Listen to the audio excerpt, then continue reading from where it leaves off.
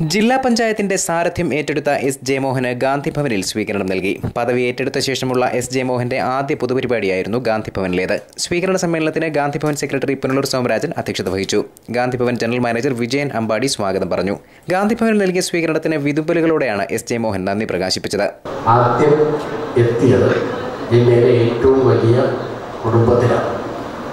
അതിലൊരു അംഗത്തെ പോലെ ഇനിയുള്ള നാളുകളിൽ നിങ്ങളോടൊപ്പം നിങ്ങളുടെ സുഖത്തിലും ദുഃഖത്തിലും ഒക്കെ പങ്കാളികളായി നിന്നുകൊണ്ട് നിങ്ങൾക്ക് ചെയ്യാൻ കഴിയുന്ന കാര്യങ്ങൾ, ജീവകാരുണ്യ പ്രവർത്തനങ്ങൾക്ക് കൂടുതൽ പ്രാധാന്യം നൽകിക്കൊണ്ട് മുന്നോട്ട് പോകാൻ തന്നെയാണ് ഉദ്ദേശിക്കുന്നത്.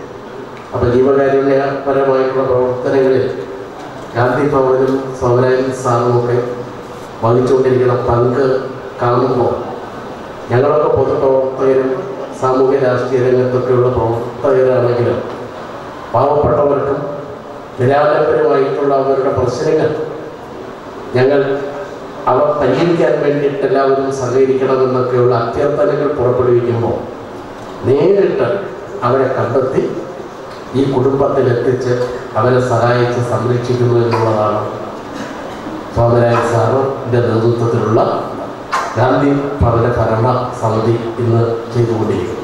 Advocate N Somarajan, vice chairman PS Amalraj, assistant secretary G Bhuvanachandran, ട്രസ്റ്റിമാരായ K ഉദയകുമാർ, പ്രസന്നരാജൻ തുടങ്ങിയവർ സംസാരിച്ചു. തന്റെ അധികാരപരിധിയിൽ നിന്നുകൊണ്ട് ഗാന്ധിഭവന് നൽകാവുന്ന എല്ലാ സഹായവും ചെയ്യുമെന്ന് എസ് ജയമോഹൻ പ്രഖ്യാപിച്ചു. ജില്ലയിലെ അനാഥരുടെയും പട്ടികജാതി വിഭാഗങ്ങളുടെയും ഉന്നമനത്തിനും കാർഷിക വികസനത്തിനുമായി പ്രവർത്തിക്കുമെന്നും അദ്ദേഹം ഉറപ്പു നൽകി. News bureau, Punalur.